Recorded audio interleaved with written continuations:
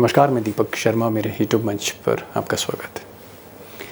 दोस्तों, आज के दौर का हाल देखिए, आलम देखिए कि जिस जज ने संविधान की साख बचाई, संविधान की रक्षा करी, उस जज के पीछे सरकार के समर्थक हाथ धो के पीछे पड़ गए। अब समर्थक छोड़िए, बीजेपी का काडर छोड़िए, नेता छोड़िए, देश के उपराष्ट्रपति, vice president of India Jagdeep Dhankhar, जो मोदी और शाह के सबसे खास बताए जाते हैं, उपराष्ट्रपति भी निशाना साध रहे हैं आज की तारीख में चीफ जस्टिस ऑफ इंडिया पे, संजीव खन्ना पर। और यहां तक कह गए हैं उपराष्ट्रपति कि आज के दौर में जो सुप्रीम कोर्ट के जज हैं वो इस सरकार पर, यानी मोदी सरकार पर मिसाइल दाग रहे हैं। अब सोचिए कितना प्रेशर संजीव खन्ना पर डाला जा रहा है अगर देश का उपराष्ट्रपति भी ट्रोल आर्मी की जुबान में बोल रहा हो, काडर की तरह बोल रहा हो। और सोचिए इसका मकसद क्या है। और मैं यहां पर कहूंगा कि संजीव खन्ना पर जो दबाव डाला जा रहा है, इस देश के चीफ जस्टिस पर जिस तरह का दबाव डाला जा रहा है, उसके पीछे बहुत बड़ा मकसद है। आगे इस वीडियो में वो भी बात क्लियर करूंगा। अब दोस्तों, बड़ी खबर पर आने से पहले एक बात एकदम क्लियर करना चाहता हूं शुरू में ही। दरअसल पिछले एक हफ्ते में, 5-6 दिनों में दो ऐसे आदेश सुप्रीम कोर्ट ने दिए जिससे मोदी सरकार कहीं ना कहीं तिलमिला गई। उसे उम्मीद नहीं थी कि सुप्रीम कोर्ट इतने सख्त फैसले उसके खिलाफ दे सकता है। अब पहला जो मामला था या पहला जो आदेश था वो इन साहब ने किया, जस्टिस पारदीवाला साहब ने तो मोदी जी के जो गवर्नर्स थे उनको ही बेनकाब कर दिया। उन्होंने कहा मोदी जी के गवर्नर जो गैर बीजेपी गवर्नमेंट्स में हैं, राज्यों में हैं, जैसे तमिलनाडु है, कर्नाटक है, हिमाचल है, झारखंड है, पश्चिम बंगाल है, वहाँ सरकारों को काम नहीं करने दे रहे, मुख्यमंत्री को काम नहीं करने दे रहे, बिल पर बैठ जाते हैं। ये गलत है। और यहाँ तक कि जस्टिस पारदीवाला ने राष्ट्रपति तक पर, आप कह सकते हैं राष्ट्रपति तक को लपेट लिया। उन्होंने कहा कि राष्ट्रपति को 3 महीने में बिल वापस करना होगा। अब ये जो फैसला था सुप्रीम कोर्ट का, मोदी जी का जैसे कॉन्फिडेंस चला गया कि भाई सुप्रीम कोर्ट एकदम से अचानक आंख तरेर रहा है सरकार पे। और अभी वो बौखलाए थे मोदी जी कि एक दूसरा आदेश आ गया। दूसरा आदेश वक्फ कानून पर था। अब वक्फ कानून जब मोदी जी ने पास कराया, मोदी और शाह ने, तो उनको लग रहा था कि चीफ जस्टिस इस कानून पर स्टे नहीं करेंगे। लेकिन एक तरह से 3 नियमों पर जो अंतरिम आदेश हुआ है सुप्रीम कोर्ट का, एक तरह का स्टे हुआ है 3 नियमों पर जिस पर मुसलमानों को सख्त एतराज था।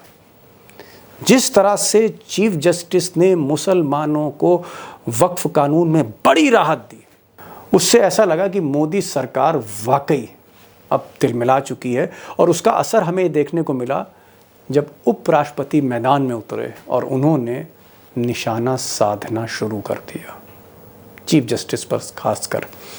और शायद आज कपिल सिब्बल ने बहुत अच्छी बात कही। कपिल सिब्बल ने कहा कि उपराष्ट्रपति अपनी हदें लांघ रहे हैं, सीमा लांघ रहे हैं। उपराष्ट्रपति को इस तरह के बयानबाजी नहीं करनी चाहिए। कपिल सिब्बल ने एक बात और भी कही। उन्होंने कहा कि मोदी सरकार को जो फैसले पसंद नहीं आते, तब वो सुप्रीम कोर्ट पर तोहमतें लगाने लग जाते हैं, सुप्रीम कोर्ट को बदनाम करने लग जाते हैं जो फैसले बीजेपी या आरएसएस की विचारधारा के अनुकूल नहीं होते। मुझे ऐसा लगता है कि जब कुछ सरकार के लोगों को जुडिशरी के निर्णय पसंद नहीं आते तो फिर वो आरोप लगाना शुरू कर देते हैं कि ये हद से बाहर है। कोई सवाल उठाए 370 पे तो ये तो सुप्रीम कोर्ट का फैसला था। मतलब जो आपको जजमेंट सही नहीं लगे, आपके सोच के अनुसार नहीं हो, तो वो तो गलत है। अब दोस्तों, जो बड़ा सवाल है, बिग क्वेश्चन है, वो ये है कि क्या सरकार वक्फ कानून पर जो सुप्रीम कोर्ट का चीफ जस्टिस का जो स्टैंड है, जो रुख है, क्या उससे नाराज है? वाकई नाराज है, भीतर तक नाराज है। और क्या एक प्रेशर क्रिएट किया जा रहा है संजीव खन्ना पे, चीफ जस्टिस पर, कि अगली सुनवाई जो 5 मई को होनी है, तब तक ऐसा दबाव बना दिया जाए कि मिस्टर खन्ना सरेंडर कर जाएं, झुक जाएं, कंप्रोमाइजिंग सिचुएशन में आ जाएं? और क्या वाकई मिस्टर खन्ना पर जो ये दबाव है, क्या वो समझौता कर सकते हैं या उनका डीएनए बिल्कुल अलग है? ये आपको आगे बताऊंगा। और दोस्तों, एक गुजारिश आपसे है। गुजारिश ये है कि अगर इस चैनल को आपने अब तक सब्सक्राइब नहीं किया तो प्लीज़ सब्सक्राइब करिए, अपने दोस्तों से भी कहिए। और एक चीज़ मैं और कहना चाहता हूँ कि आपकी हौसला अफजाई से, आप जो हिम्मत मुझे देते हैं, उसी से चैनल चल रहा है।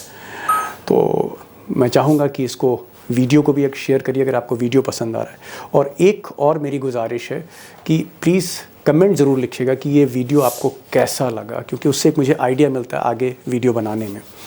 और अब मैं फिर खबर पर आता हूँ।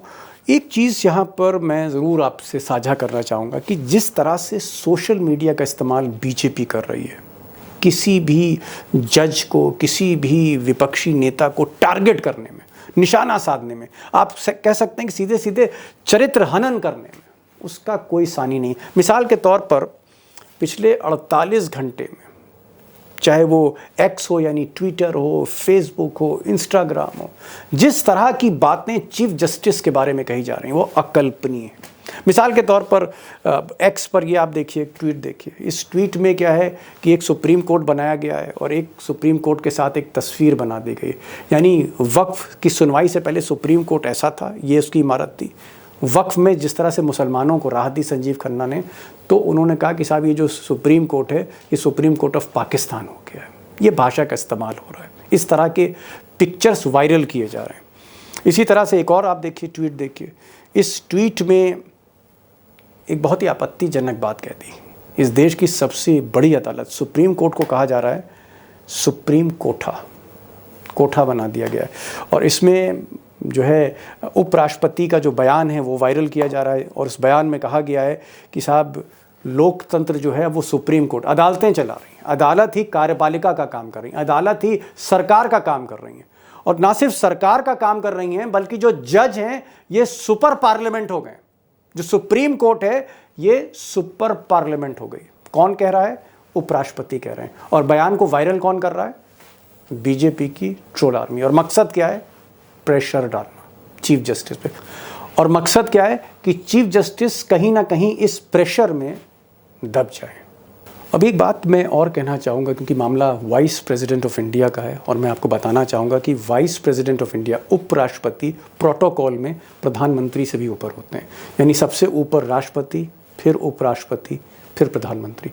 अब इतने सीनियर आप कह सकते हैं हमारे देश के हेड उपराष्ट्रपति धनखड़ साहब, उनसे मैं सिर्फ एक गुजारिश करूंगा कि कायदे से उन्हें इस तरह के राजनीतिक बयानबाजी नहीं पढ़ना चाहिए।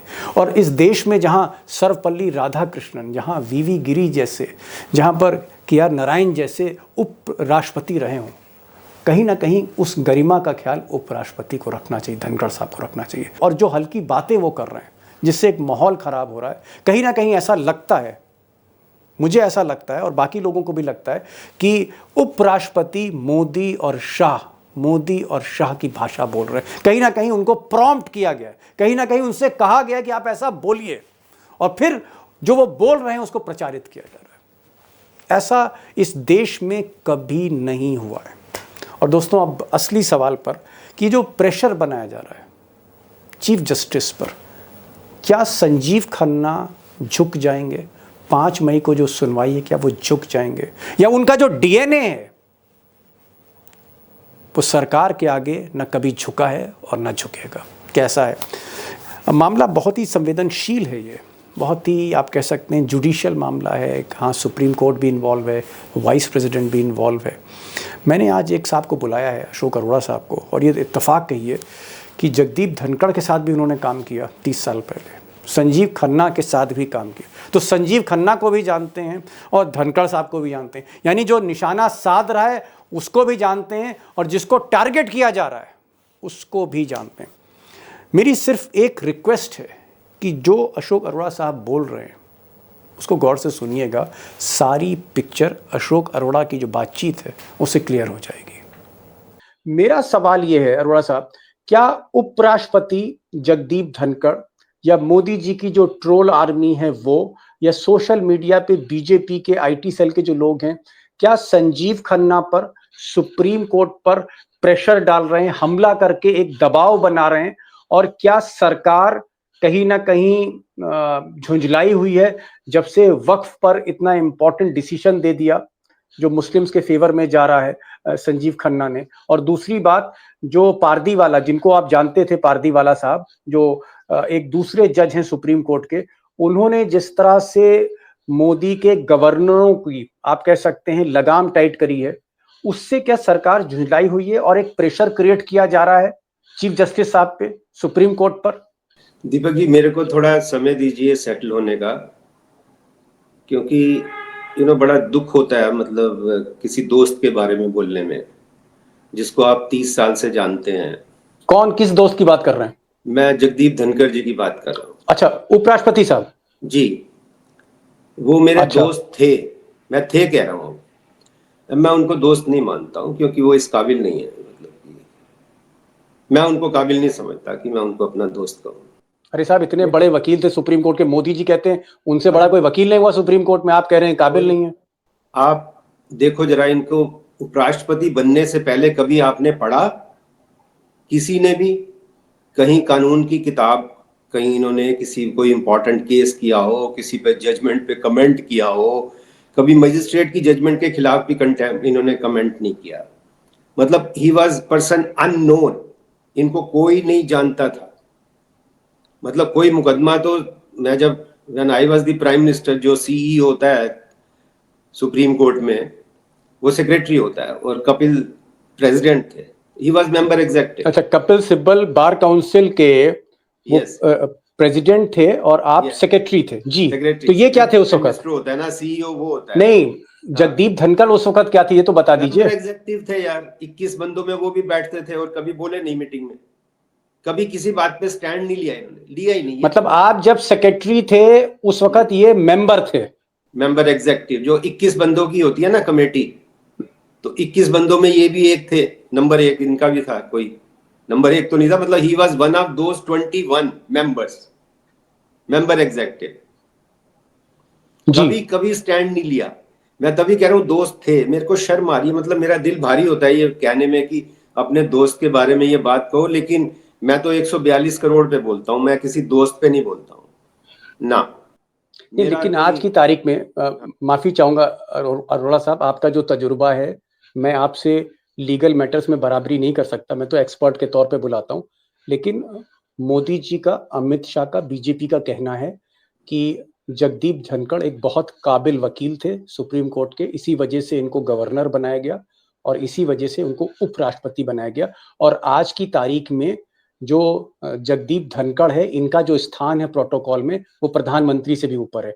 राष्ट्रपति के बाद इस देश के वो दूसरे नागरिक हैं। आप प्रोटोकॉल की बात कर रहे हैं, मैं कानून की बात कर रहा हूँ। ये नर्सरी का बच्चा जो लॉ पढ़ता है, पॉलिटिकल साइंस पढ़ता है, उसको पता है कि वाइस प्रेसिडेंट की कोई पावर नहीं है, उसका कोई राइट नहीं है बोलने का। जब प्रेसिडेंट भी on aid and advice, president वो बोलते हैं जो कैबिनेट बताती है, जो सरकार बताती है। Vice president is not cabinet entitled, नहीं, उसका कोई रोल ही नहीं है। मतलब वाइस खाली वो मॉनिटर है, वाइस प्रेसिडेंट सिर्फ मॉनिटर है।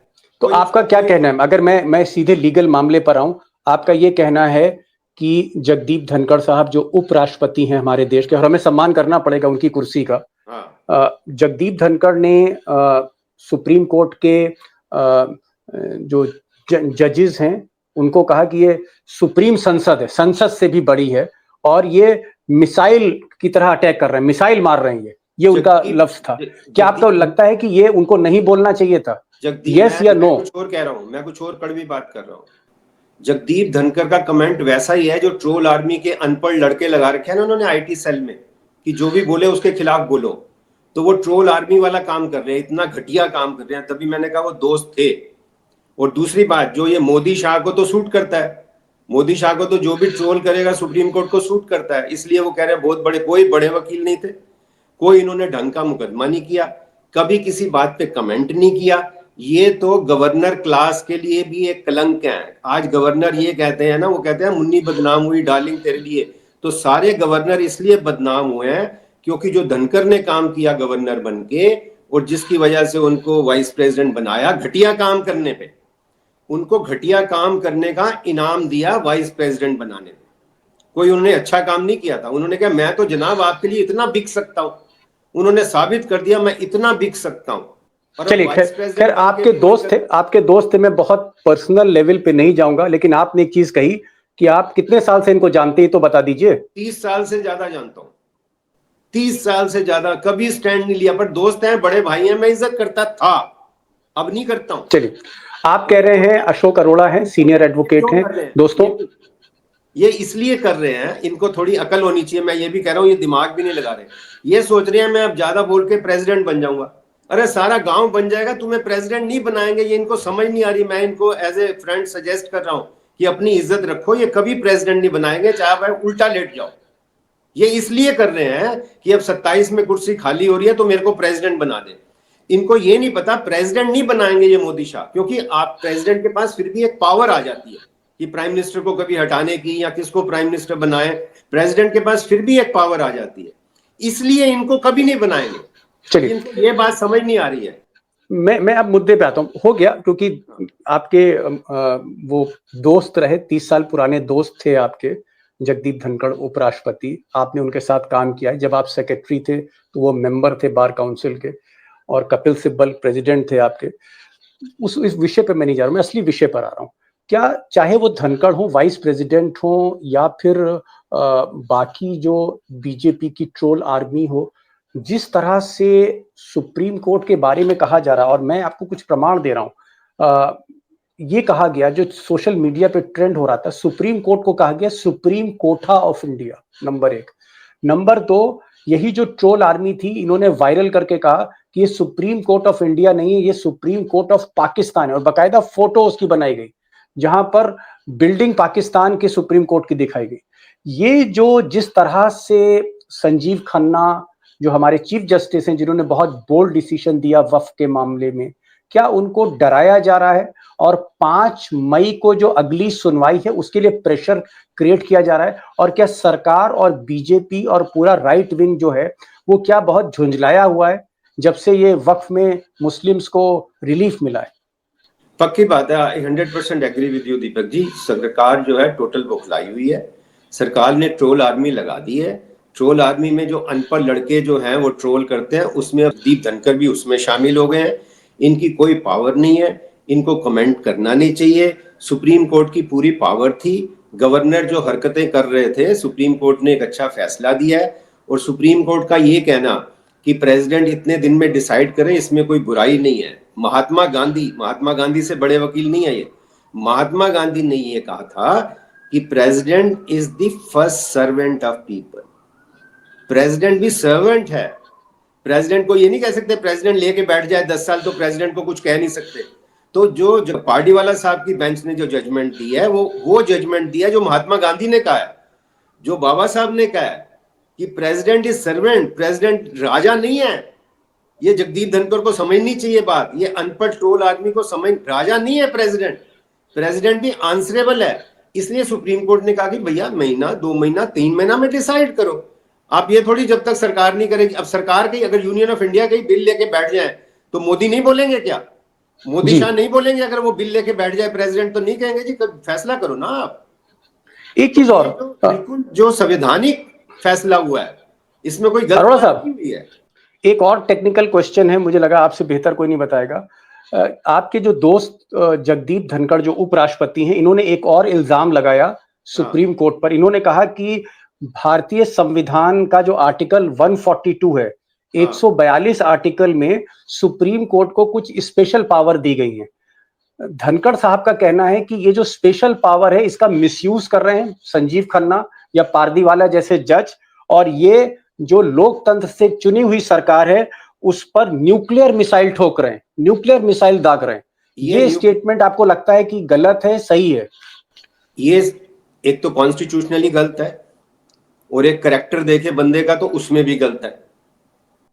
कॉन्स्टिट्यूशन नहीं, वो कह रहे हैं कि 142 आर्टिकल जो है 142 जो पावर देता है सुप्रीम कोर्ट को कि संविधान के मामले में वो कोई भी फैसला ले सकते हैं, उन्होंने कहा कि उसका मिसयूज, दुरुपयोग हो रहा है। ये मिस्टर संजीव खन्ना दुरुपयोग कर रहे हैं। पहली बात तो वो पावर बिल्कुल ठीक पावर है कि जब कोई प्रोविजन नहीं आपको मिलता, to do, wording used is to do complete justice.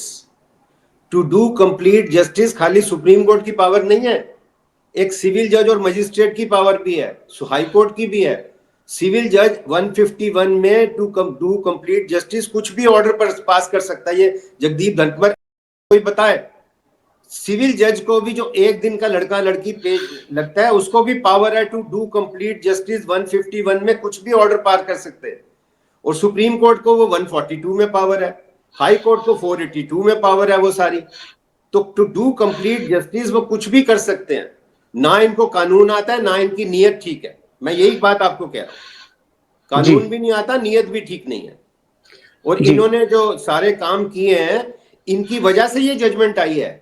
जो बाकी गवर्नरों को गवर्नर को क्या इन्होंने आइडिया दिया गवर्नर्स को कि आप सेवा करोगे तो आप बाद में वाइस प्रेसिडेंट बन सकते हो। यही तो मैं कह रहा हूं, मुन्नी बदनाम हुई, ये गवर्नर इनकी वजह से बदनाम हुए हैं सारे। एक चीज और मैं कहना चाह रहा हूं अरोड़ा साहब, एक और मसला है जो बहुत इंपॉर्टेंट है और आज सोशल मीडिया पे पूरी तरह से वो छाया रहा।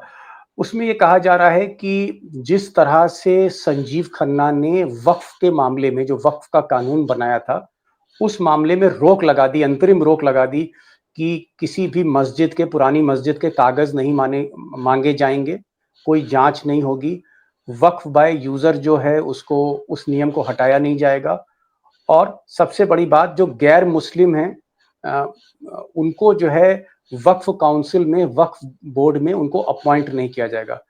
इसको लेकर जो प्रेशर क्रिएट किया जा रहा है, जो बीजेपी के समर्थक हैं, भक्त हैं, और सोशल मीडिया पे कैंपेन हो रहा है और सुप्रीम कोठा कहा जा रहा है सुप्रीम कोर्ट को, जो मुझे भी इस पर आपत्ति है।